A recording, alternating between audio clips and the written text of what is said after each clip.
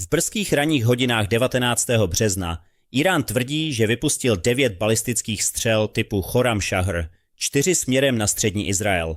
Každá z nich nesla bojovou hlavici schopnou rozdělit se na 24 samostatných submunicí, které se rozptýlí v okruhu asi 5 mil volného terénu. Domy, silnice a vojenské pozice byly zasaženy zcela náhodně.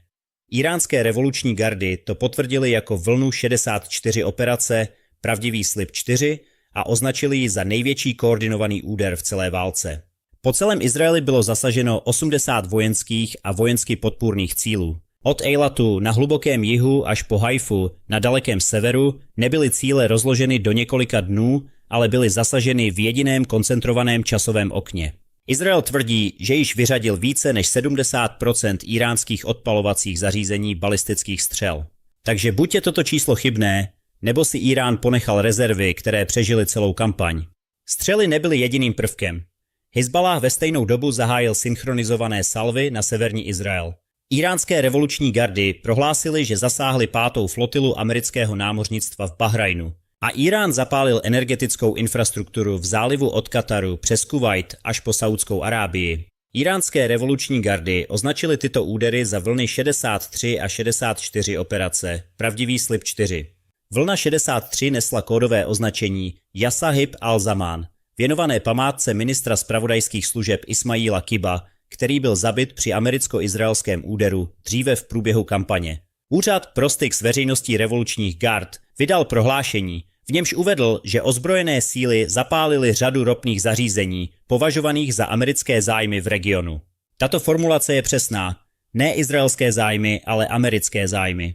Írán přímo vzkazuje Washingtonu, že energetická infrastruktura patřící americkým akcionářům je nyní stálou kategorií cílů. To byla vlna 63. Vlna 64 se zaměřila na něco jiného. Ben Gurionovo letiště, které revoluční gardy popsaly jako hlavní shromaždiště pro bojové operace a podpůrné aktivity. Haifu, kde jsou podle revolučních gard soustředěny jednotky a rafinérská infrastruktura. Rishon LeZion, město s více než 250 000 obyvateli ve středním Izraeli a tankovací letadla. Tento poslední bod je důležitý. Írán se snaží zničit izraelskou flotilu pro doplňování paliva ve vzduchu.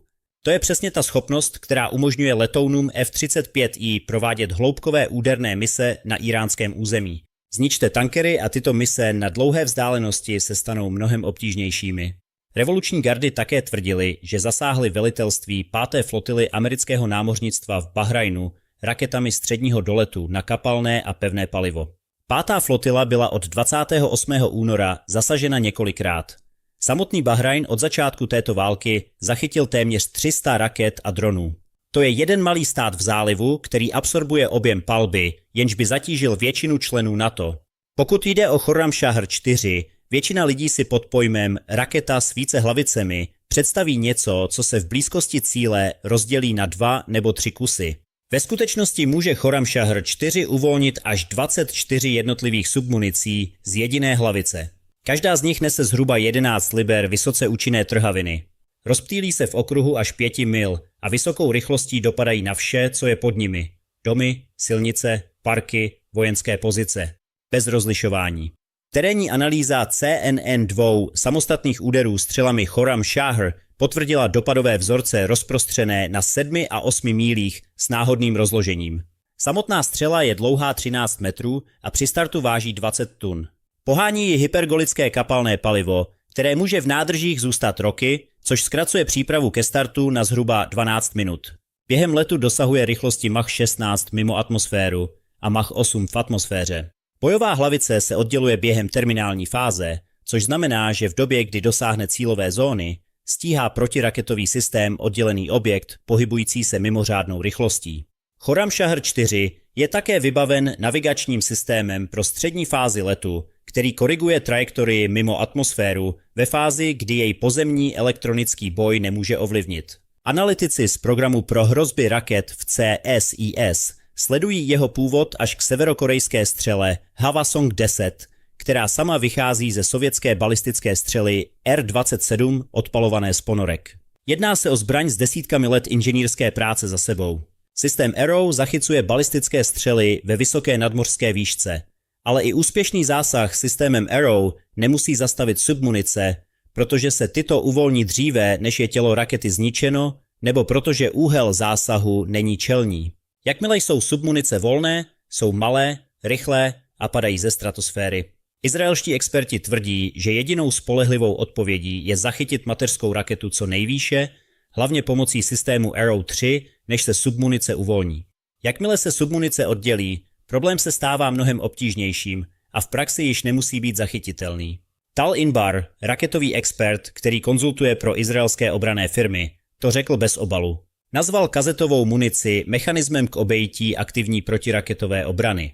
Také poznamenal, že Írán se možná více přiklání ke kazetovým hlavicím právě proto, že jeho celkový raketový arzenál byl oslaben americkými a izraelskými údery. Méně odpalovacích zařízení znamená, že každá raketa musí způsobit maximální škody. Kazetová hlavice je odpovědí na tuto rovnici. Izraelský vojenský představitel oficiálně uznal, že protivzdušná obrana země patří mezi nejlepší na světě, ale hned dodal, že obrana není neprodyšná. Toto přiznání je důležité. Když vám sloužící úředník řekne, že štít má mezery, ty mezery jsou skutečné. Írán nyní vybavuje přibližně polovinu každé salvy balistických střel mířených na Izrael kazetovými hlavicemi a výsledky dopadají. 2 stavební dělníci byli zabiti v Jehudu u Tel Avivu.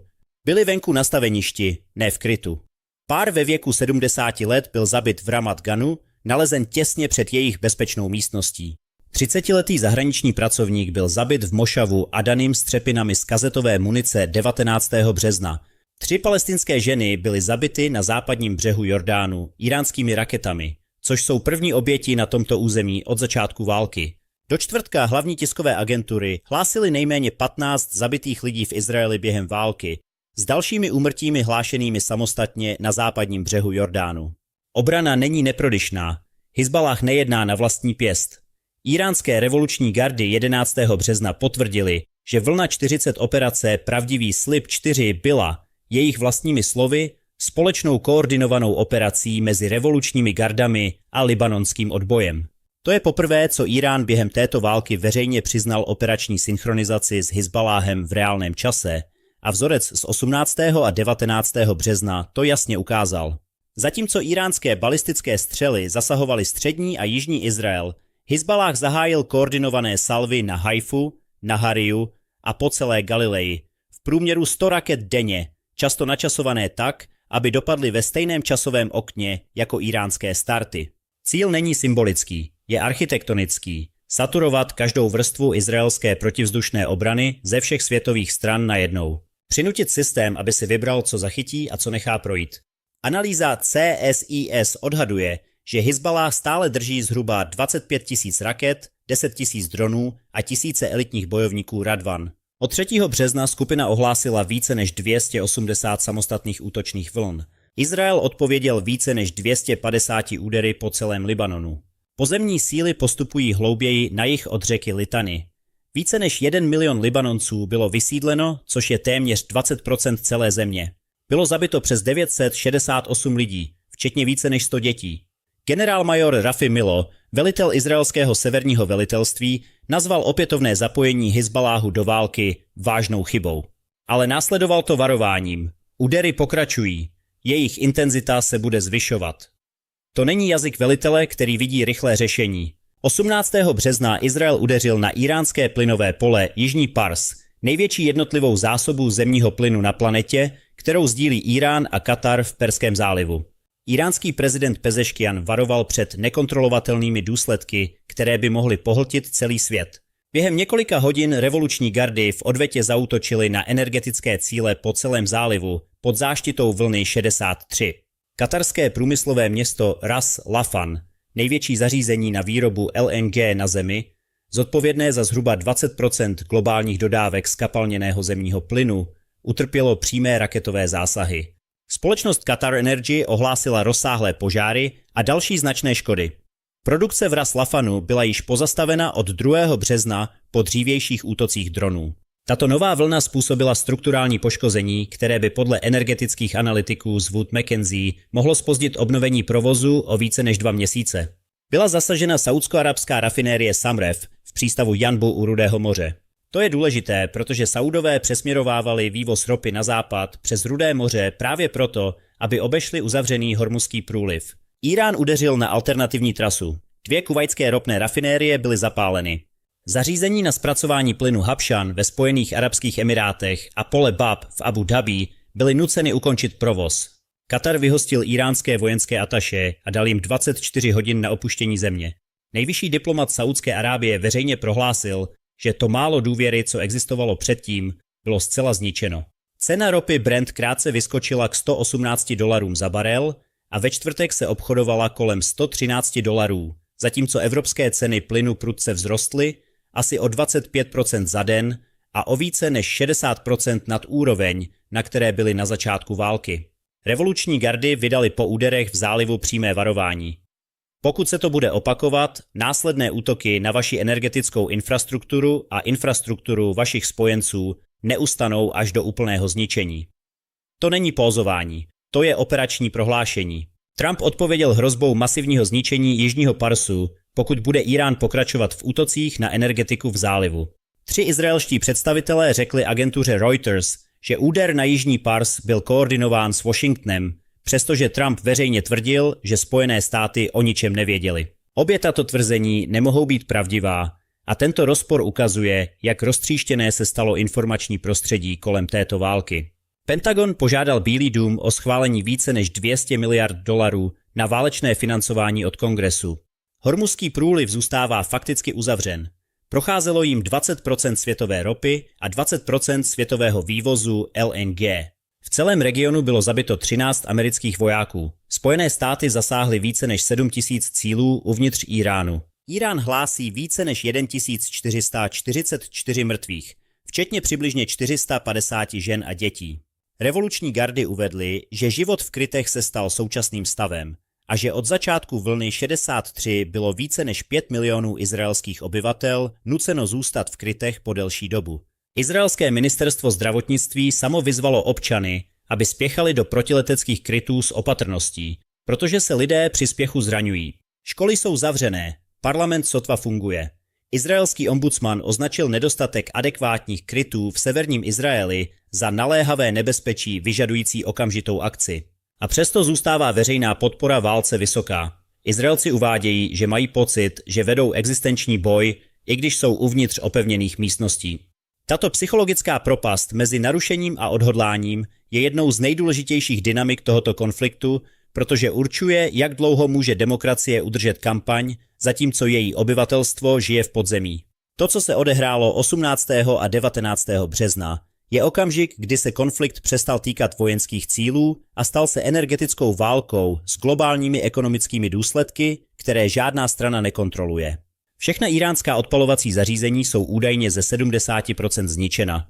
Jeho protivzdušná obrana je údajně z 85% neutralizována a přesto právě provedl synchronizovaný úder na 80 cílů po celé délce Izraele a současně zapálil energetickou infrastrukturu v zálivu od Kataru přes Kuvajt a Abu Dhabi až po Saúdskou Arábii.